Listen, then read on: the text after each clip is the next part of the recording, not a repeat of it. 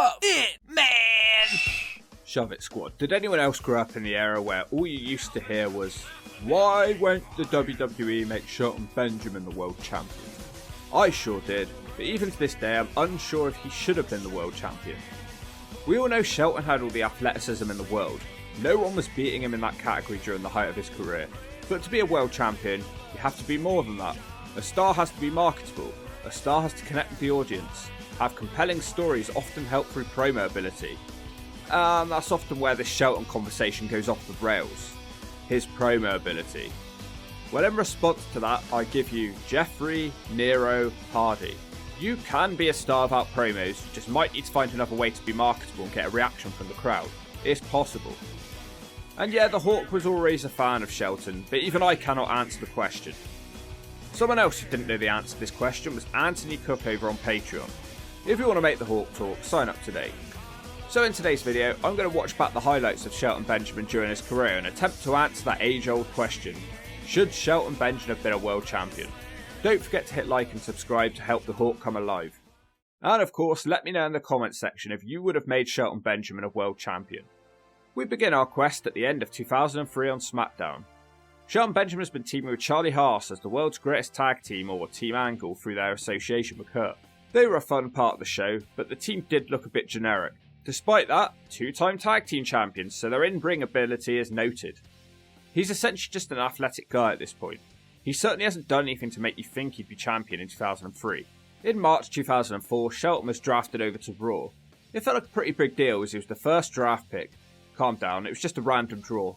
Bischoff described him as a fine young charismatic athlete. It wasn't going to be easy on Raw for Shelton Benjamin as he had his run-in with Evolution on his very first night. He also gets to share screen time with Eric Bischoff and Stone Cold on his first night. Unfortunately, he looks a bit like a deer in the headlights as Stone Cold offers him advice not to be a sellout. It leads to a match against the Game Triple H on his first night. In fact, this whole show is kind of built around him. People keep coming to him to give him advice over the night. It feels like a massive deal. As he makes his way out, there's zero reaction. The fans may be quiet now, but they sure aren't quiet by the end of this match. This is one of the funner matches in Raw history, which Shelton eventually wins by a roll-up. And it's no understatement to call this a massive upset. Triple H was super powerful around this time. The following Raw opens up with Triple H complaining about Benjamin's fluke victory, and he comes out to a bigger reaction than he did last time. I would not call his promo against the Game great. You could tell Shelton is really nervous by the way he's skipping around the ring as he talks. Triple H gives him a lesson in intense promos. Benjamin's promo isn't terrible, it just feels a bit like he's half asleep. The Game arranges a rematch between the two. And then completely against the odds, with the full stack of Evolution members out there, Shelton Benjamin gets the win again in this match. This time via countout. He's beaten down after the match, but then he's saved by other stars.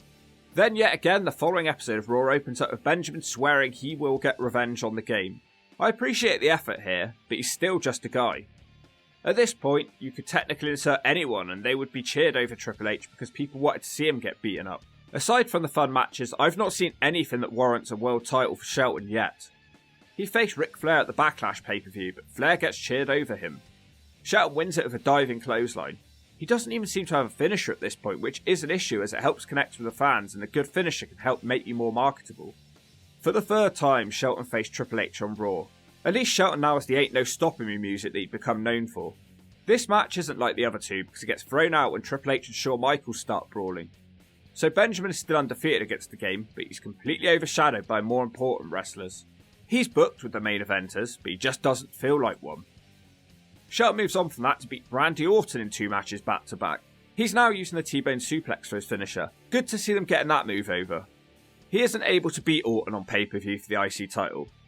Then Benjamin breaks his hand by punching a brick and he's gone for 3 months. That isn't going to help things. He returns in a 6-man tag as a mystery partner for Benoit and Orton. A return is always a good way to gauge crowd reaction to see how popular the returning wrestler is. Was he missed by the fans? Just a polite clap for him, really. Triple H is still unable to beat Shelton though. Some things never change. But anyway, it's clear he's not worthy of holding a world title at this moment in time, no matter how well wrestled his matches are, so we move on. At Taboo Tuesday 2004, Chris Jericho was set to defend the IC title.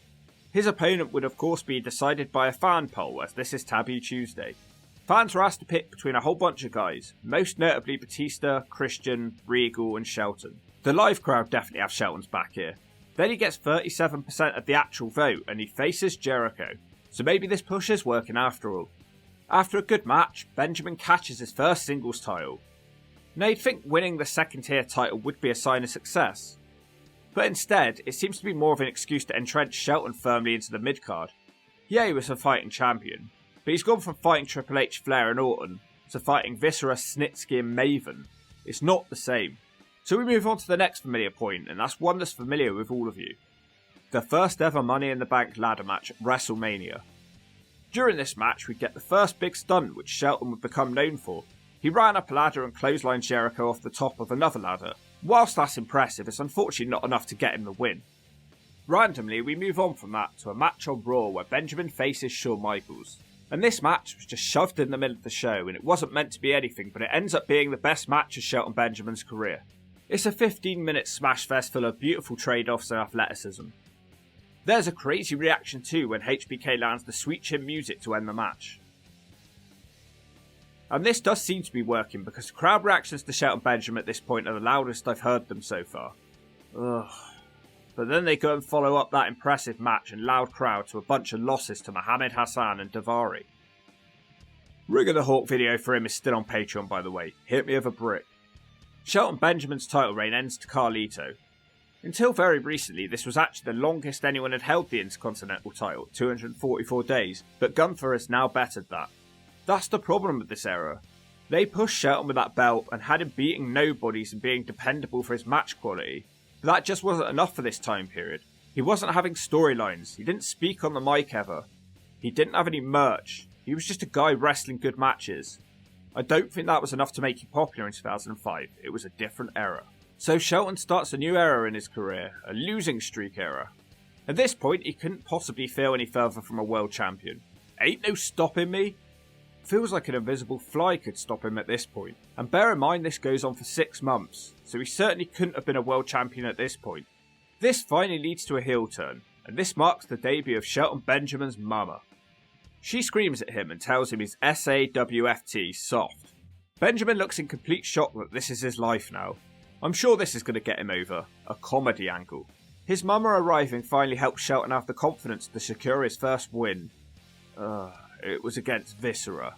She screamed get your ass up after every move Shelton took. Imagine having The Rock getting humped on pay-per-view by an obese man. I know it's not Shelton's fault, but it's hard to come back for something like that. This eventually led to Shelton beating Ric Flair to capture the IC title for the second time. His mama faked a heart attack which distracted Flair, and this would also turn out to be the thing that broke Shelton Benjamin's mama off telly. This angle actually only lasted a couple of months. It feels like it was a year because everyone brings it up all the time. At least it was memorable.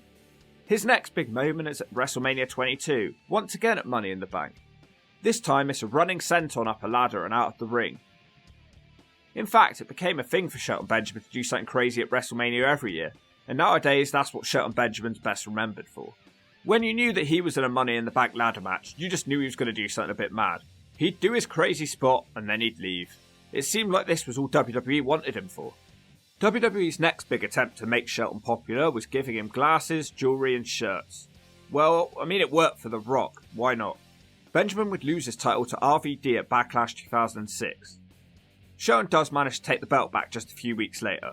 But a point of note, in the match that he wins the belt back, he's getting dominated by all the more famous wrestlers. A damn shame. It felt like a fluke win. The Fed apparently got so bored of him that they just decided to reform the world's greatest tag team. It feels like he got stuck in the comedy role when he can't get out of it. Maybe he just did too many silly things to recover. Nothing came from this and it was off to ECW for Shelton next. Potentially this could be something good for Shelton, as although he's being taken further away from the world title, I think this turns out to be one of his more memorable runs, so it must be good. Shelton Benjamin is the gold standard. He's the same as normal Shelton Benjamin, except he now has blonde hair, so he's completely different now. He was only on ECW for 6 months. I guess they were impressed with his work down there. He pretty quickly won some gold to go with his new haircut. This time the US Championship. He wins it, and then there's just nothing to push him any further. No effort is made to make Shelton anything more. He's mostly fighting people who should be below him at this point. I personally like the gold standard Shelton Benjamin the best, but he wasn't utilised. If WWE wanted to do something here, the timing would have worked because the star power on the rest of the roster had dipped at this point and Shelton wouldn't have had so much competition. Shelton ended up leaving the WWE in 2010 and he didn't even win the ECW title, which sounds a bit silly when you think about it. This leads me to the only other time I think it would have made sense to have Shelton as the world champion, and also the most fitting one. In 2016, Shelton Benjamin was set to return to SmackDown. And I'm not knocking the current roster of guys, they're all great, but I think Shelton Benjamin returning would have been a perfect bridge between lapsed fans and modern day fans. Here was a guy who joined in the Ruthless Aggression era, and many people remembered his WrestleMania antics. He also wasn't Cena or Randy Orton, which people had rightly gotten a bit bored of seeing at the top. So he could be a fresh face at the top of the company that new fans and old fans alike could enjoy. There was also less focus on the mic work and more focus on the ring work, so Shelton could have just let his wrestling do the talking. But he smashed up his rotator cuff, something I know all about, and his return was delayed. By the time he did make his return, he was just shoved in a tag team with Chad Gable, and it wouldn't be long before Bobby Lashley also arrived back in the company. And I think we can all agree that Bobby Lashley can serve as a bridging of the era's champion role a bit better than Shelton could. He's Bobby Lashley, of course he's going to be the champion. So Shelton as a champion wouldn't work at this point. Look, I think it's clear to see from all the Shelton footage I've watched, the guy was just missing something. A fire under his ass or something. He was just so laid back in his promos. It's surprising to me that they only really tried having him with a mouthpiece manager briefly with his mama, and never again. His biggest push came right at the start when there was way too many other wrestlers ahead of him in the queue.